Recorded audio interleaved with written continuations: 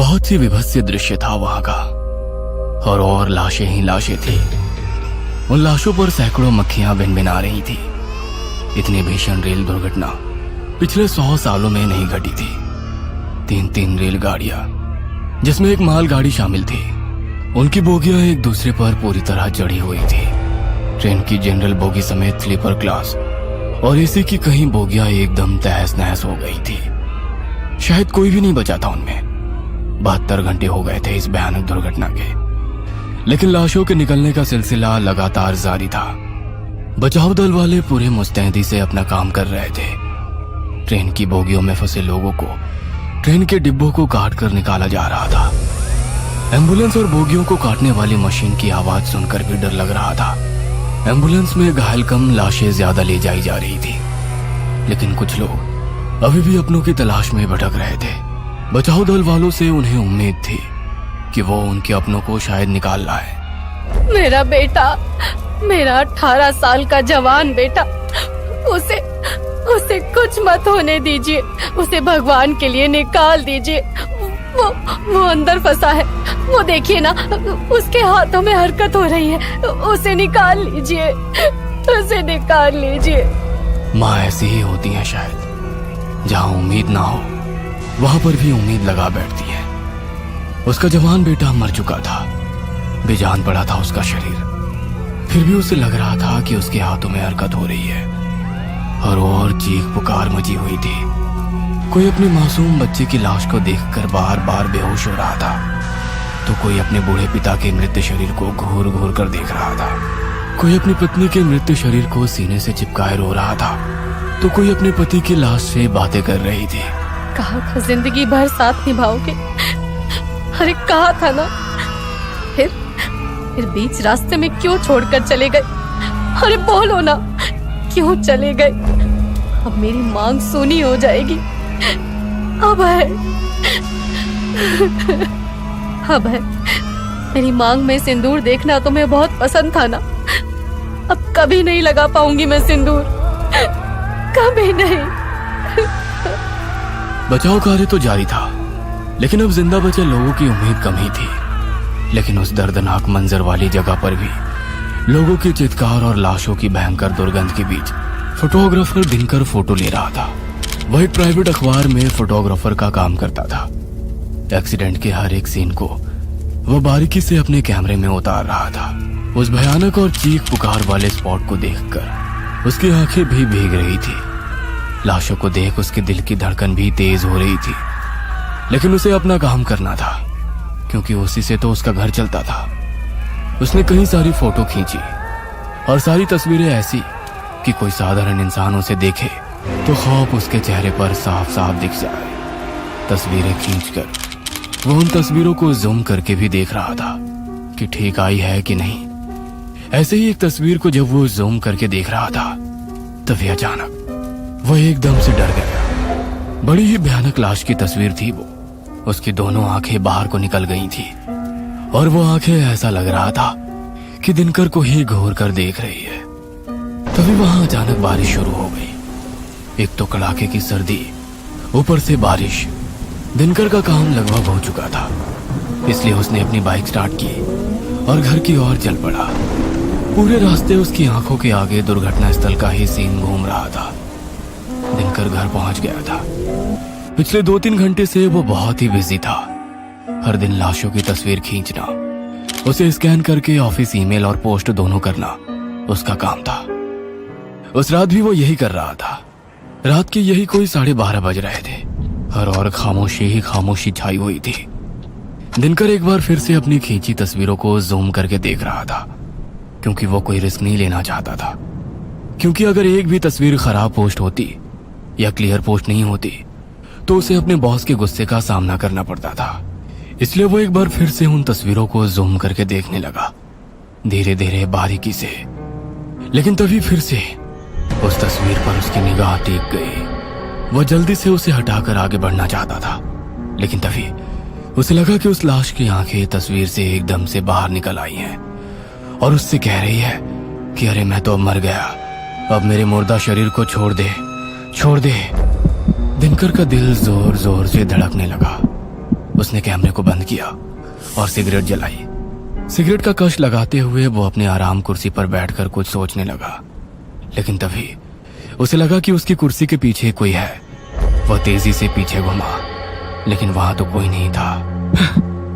अरे यहाँ तो कोई नहीं है, फिर मुझे ऐसा क्यों लगा कि कोई मेरे पीछे खड़ा है।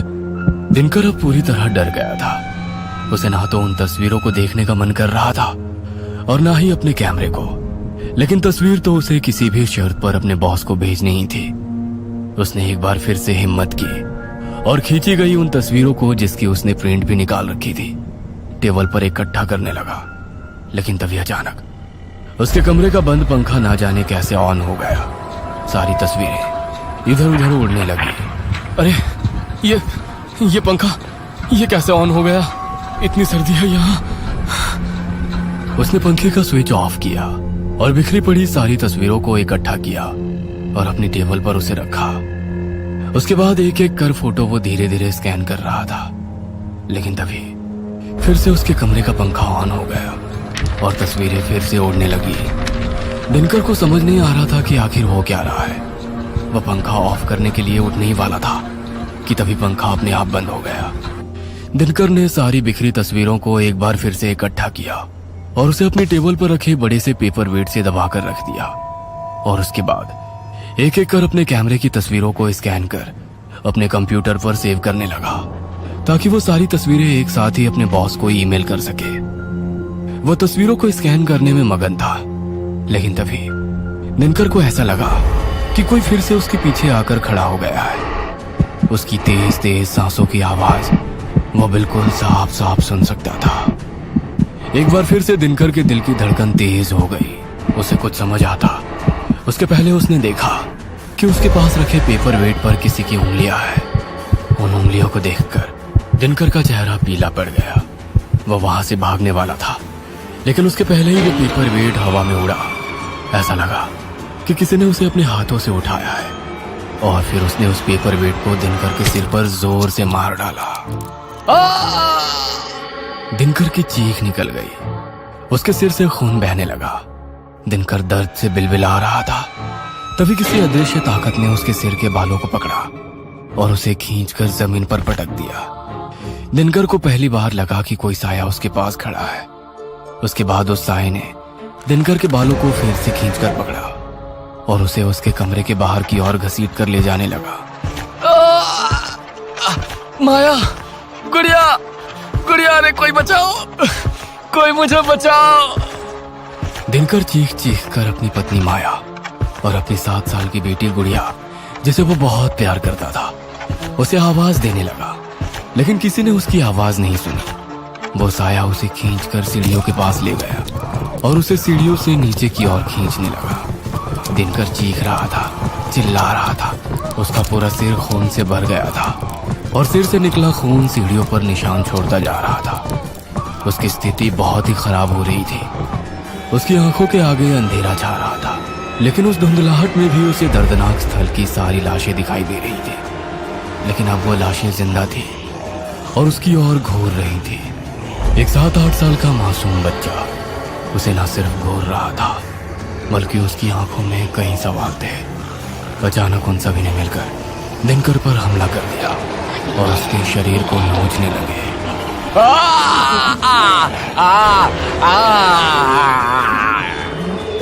दिनकर दर्द से करा उठा और फिर से उसने अपनी पूरी ताकत लगाई और जोर से चिल्ला उठा, माया! पूरे 9 दिन हो गए थे दिनकर को अस्पताल के उस मेंटल वार्ड में। उसकी पत्नी माया और बेटी गुड़िया उसे हर दिन देखने आते। उसकी बेटी गुड़िया डॉक्टर से बार बार एक ही बात पूछती, मेरा पापा कब तक ठीक हो जाएगा? कुछ कहा नहीं जा सकता। हमने शॉक थेरेपी देनी शुरू कर दी है, लेकिन उसका कोई खास असर दिख नहीं रहा है तुम्हारे पापा पर। डॉक्टर अंकल, मेरे पापा को ठीक कर दो ना प्लीज, प्लीज उन्हें ठीक कर दो ना। मुझे उनके साथ खेलना है, मुझे कहानी सुननी है। हर दिन वो मुझे एक कहानी सुनाते थे, तभी मुझे नींद आती थी। पिछले 9 दिनों से मैं ठीक से नहीं सो पाई हूँ। डॉक्टर खामोशी से गुड़िया की बातों को सुन रहा था, लेकिन वो उसकी बातों का क्या जवाब देता उसे समझ नहीं आ रहा था। तुम्हें शर्म नहीं आती दिनकर? कितने दिन हो गए हाँ बोलो, कितने दिन हो गए? दिन क्या, कितने महीने हो गए? तुम एक ढंग की तस्वीर नहीं ले पाए हमारे अखबार के लिए। देखो, हम यहाँ भंडारा नहीं चला रहे हैं, ना ही चैरिटी कर रहे हैं। हम सैलरी मुफ्त में नहीं देते, काम करना पड़ता है, काम। सर मैं तस्वीरें तो लाता ही हूँ। उन घटिया बिना मतलब की तस्वीरों का मैं क्या करूं बोलो? उसकी अगरबत्ती बनाऊं? लोगों को मसाला चाहिए तस्वीरों में, दर्द चाहिए, इमोशन चाहिए, ड्रामा चाहिए, तभी तो हमारा अखबार बिकेगा। सर मैं कोशिश तो कर रहा हूँ। क्या खाक कोशिश कर रहे हो? कान खोल कर सुन लो। इस हफ्ते अगर ढंग की और जबरदस्त तस्वीरें जिसमें इमोशन हो, अगर वो नहीं आई तो फिर अगले हफ्ते से अखबार के दफ्तर आने की कोई जरूरत नहीं है। पिछले 6 महीने से दिनकर ने एक भी ऐसी तस्वीर नहीं खींची थी जो अखबार के लिए फायदे का सौदा होती। पिछले 6 महीने से उसकी सैलरी भी लगभग आधी ही आ रही थी। बहुत तकलीफ से वो घर खर्चा चला रहा था। आज जब बॉस ने उसे ये कहा कि अगर कोई जबरदस्त तस्वीर वो नहीं खींच कर लाया तो उसे अगले हफ्ते से दफ्तर आने की जरूरत नहीं है, ये बात बार बार उसके दिमाग में लगातार घूम रही थी। उसे कुछ रास्ता नहीं सूझ रहा था कि आखिर वो कहां से ऐसी तस्वीर खींचे जो उसके बॉस को खुश कर सके। उदास मन से वो घर पहुंचा। माया ने टेबल पर रखा खाना लगाया। बेमन से दिनकर अपनी पत्नी और बेटी के साथ खाने बैठा, लेकिन उसके गले से निवाला उतर ही नहीं रहा था। तभी माया ने कहा, गुड़िया के स्कूल से फाइल रिमाइंडर आ गया है। अगर इस महीने फीस नहीं जमा की तो उसे स्कूल से निकाल देंगे। माया अपनी बात कही जा रही थी, लेकिन दिनकर तो किसी और ख्याल में खोया हुआ था। उसे देखकर माया को जोरों का गुस्सा आया। दिनकर, मैं तुमसे कुछ कह रही हूँ, तुम सुन रहे हो कि नहीं? क्या हुआ? होगा क्या? तुमने और तुम्हारी इस नौकरी ने हमारा जीवन नर्क बना दिया है। मन तो करता है तुम्हारा ये कैमरा लूं और इसे आग लगा दूं। अरे तुम्हारी इस नौकरी के कारण छोटी छोटी चीजों के लिए कॉम्प्रोमाइज करना पड़ता है। मैं तो कर ही रही थी फिर भी किसी तरह समझौते, ये सोचकर कि यही मेरी किस्मत है। लेकिन अब हमारी बेटी को भी करना पड़ेगा। अगर उसकी फीस जमा नहीं हुई तो स्कूल वाले इसे स्कूल से निकाल देंगे। हाँ, ऐसे कैसे निकाल देंगे? फीस नहीं दोगे तो निकालेंगे ही ना, आरती तो नहीं उतारेंगे।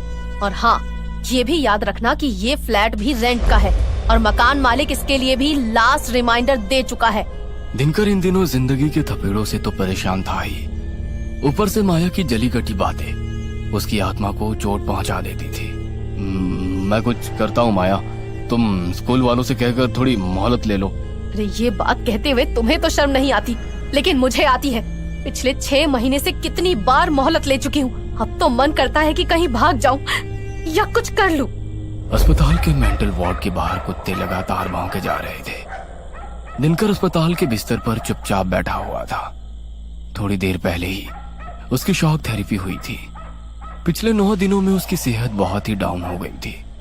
वह एकटक अपने वार्ड की खिड़की की ओर घूरे जा रहा था। तभी अचानक उसे लगा कि खिड़की से 2 आंखें उसे घूर रही है। वह उन आंखों को अच्छे से पहचानता था। यह वही आंखें थी, तस्वीर वाली। दिनकर के दिल की धड़कन एक बार फिर से तेज हो गई। अचानक वो आंखें वहां से गायब हुई और खिड़की धड़ाम से बंद हो गई। दिनकर बहुत डर गया। तभी उसे लगा कि उसके कमरे में कई सारे लोग बैठे हुए हैं और उसके कमरे में कुछ लाशें भी रखी हुई हैं। बैठे हुए लोग उन लाशों से लिपट कर रो रहे हैं। रोने की वो आवाज बहुत ही डरावनी थी। आंखें खोलो, ऐसे मुझे छोड़कर क्यों चले गए? आंखें खोलो। दिनकर का दिमाग काम नहीं कर रहा था। वह बिस्तर से उठकर भाग जाना चाहता था, इसलिए वह जल्दी से बिस्तर से उतरा। लेकिन तभी उन सभी ने उसके पैरों को पकड़ लिया।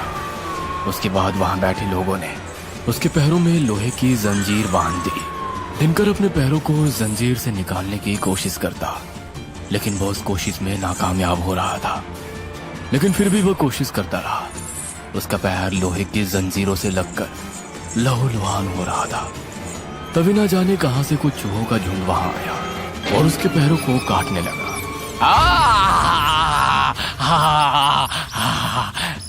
फिर से एक दर्दनाक चीख दिनकर की आई।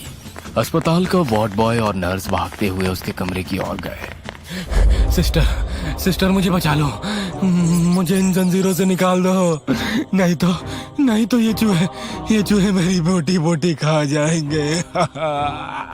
और और इन लोगों को भगाओ यहाँ से। ये मुझे जीने नहीं देते। इनकी रोने की आवाज मेरे कानों में सुई की तरह चुभती है। मिस्टर दिनकर, क्या हुआ आपको? ये क्या कर रहे हैं? कहाँ है जंजीरें और कहाँ है चूहे? और किन आवाजों की बात कर रहे हैं आप? अरे ये तो है मेरे पास, ये देखिए। मिस्टर दिनकर, यहाँ कोई नहीं है, कुछ नहीं है। दिनकर को नींद नहीं आ रही थी। वह कहाँ से अपनी बेटी की फीस जमा करता, वह कहाँ से ऐसी तस्वीर खींचता जो उसकी नौकरी को बचा लेती। वह यही सब सोचे जा रहा था। आखिरकार उसने एक फैसला लिया। बस हो गया, अब नहीं होता मुझसे। मैं हार गया हूँ। मैं अब लड़ नहीं सकता। मुझे माफ कर देना गुड़िया, मुझे माफ कर देना माया। I M A failure. रात के 11 बज रहे थे। दिनकर रेलवे ट्रैक पर चला जा रहा था। हर दिन की तरह उसके गले में उसका कैमरा लटका था। आज उसने एक खतरनाक फैसला ले लिया था। वो ऐसा नहीं करना चाहता था, लेकिन वो मजबूर था। वो रेलवे ट्रैक पर बढ़ता जा रहा था। तभी उसके कानों में कुछ आवाज आई। चौरसिया, सिग्नल चेक कर लिया है ना? सब ठीक है ना? हाँ पांडे, सब चेक कर लिया है। एक वायरिंग लूज थी, उसे ठीक कर दिया है। अब कोई प्रॉब्लम नहीं है। ठीक है, फिर मैं स्टेशन मास्टर को क्लियरेंस दे रहा हूँ। 2 ट्रेनें आने वाली हैं। हाँ पांडे, दे दे, कोई टेंशन नहीं है। कितना रिस्क वाला काम है ना अपना चौरसिया। जरा सी गड़बड़ हुई नहीं कि भयानक हादसा हो जाएगा। उन सिग्नल मैनों की बातों को सुनकर दिनकर के दिमाग में अचानक से एक खुरापात आ गई। अगर मैं इन तारों की सेटिंग में छेड़छाड़ कर दूं तो एक भयानक हादसा हो जाएगा और यहाँ लाशें ही लाशें होंगी। रोने चीखने वालों के ना जाने कितने चेहरे होंगे। यही तो चाहिए बॉस को, इमोशन। मैं दूंगा ये इमोशन। हाँ, मैं दूंगा ये इमोशन और फिर बेचूंगा उस इमोशन को मार्केट में। दर्द ही तो बिकता है ना यहाँ। मैं बेचूंगा दर्द को, आंसू को। हाँ। दिनकर के सिर पर खून सवार था। उसने पटरी किनारे पड़ा पत्थर उठाया और उसी से उसने उन दोनों लाइनमैनों की मार कर हत्या कर दी। मर गए दोनों। अब मैं अपना काम करता हूँ। उसके बाद दिनकर ने सिग्नल के वायरिंग में छेड़छाड़ करना शुरू कर दिया। स्टेशन मास्टर इन बातों से बेखबर था। उसने लाइन क्लियर दे दी। लाइन क्लियर मिलने से एक्सप्रेस ट्रेन के ड्राइवर को भी कुछ पता नहीं चला। वो अपनी रफ्तार से आगे बढ़ता गया, लेकिन उसे क्या पता था कि वह गलत ट्रैक पर जा रहा था। उसे मेन लाइन पर जाना था, लेकिन वो लूप लाइन पर चला गया, जहाँ पहले से एक मालगाड़ी खड़ी थी। अचानक एक जोरदार धमाका हुआ और एक भयानक एक्सीडेंट का शिकार वो ट्रेन हो गई। 2 ट्रेनें तो इस दुर्घटना का शिकार हो चुकी थी, लेकिन अब बारी तीसरी ट्रेन की थी। तीसरी ट्रेन जो अपनी पूरी रफ्तार से पैसेंजरों के साथ आ रही थी, उसकी टक्कर पहली ट्रेन की उन बोगियों से हो गई जो एक्सीडेंट के बाद दूसरे ट्रैक पर चली आई थी। और फिर से वैसा ही जोरदार धमाका हुआ। ऐसा लगा कि कोई बड़ा बम विस्फोट हुआ है। उसके बाद तो हर और चीख पुकार का माहौल बन गया। लेकिन ये चीख पुकार किसी की नौकरी की गारंटी थी, किसी की बच्चे की स्कूल फीस की गारंटी थी, किसी के अखबार के बिकने की गारंटी थी। कुछ देर बाद ही इस हादसे की खबर सभी को हो गई। सारे न्यूज चैनल ब्रेकिंग न्यूज चला रहे थे। उधर दिनकर तस्वीर खींचने में व्यस्त था। आज जब उसने सारी तस्वीरें अपने बॉस को भेजी तो वो बहुत ही खुश था। उसने दिनकर के इंक्रीमेंट की बात की, साथ ही उससे और भी तस्वीरें भेजने को कहा। दिनकर ने अपनी नौकरी बचाने के लिए एक राक्षसी कृत्य को अंजाम दिया था।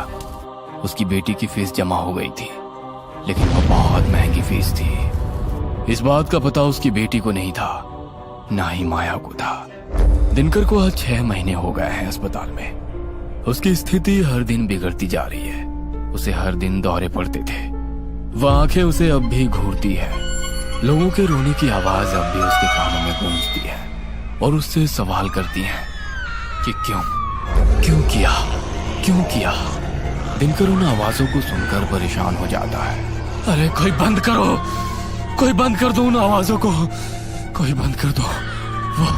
वो औरत मुझे घूरती है। वो छोटी सी बच्ची देखो मुझे कितने गुस्से से देख रही है। ये मैंने क्या कर दिया मैंने? ये क्या कर दिया? दिनकर अब भी उसी अस्पताल के मेंटल वार्ड में है। वह हर दिन उसी तरह चीखता चिल्लाता है। उसे वो लाशें अब भी हर दिन दिखाई देती है और उससे सवाल पूछती है, लेकिन दिनकर के पास कहाँ है उन सवालों का जवाब। ये कहानी आपको अच्छी लगी हो तो हमें सब्सक्राइब करें, हमारा इंस्टाग्राम और फेसबुक पेज जरूर फॉलो करें। और हाँ दोस्तों, सब्सक्राइब करना भूलना मत।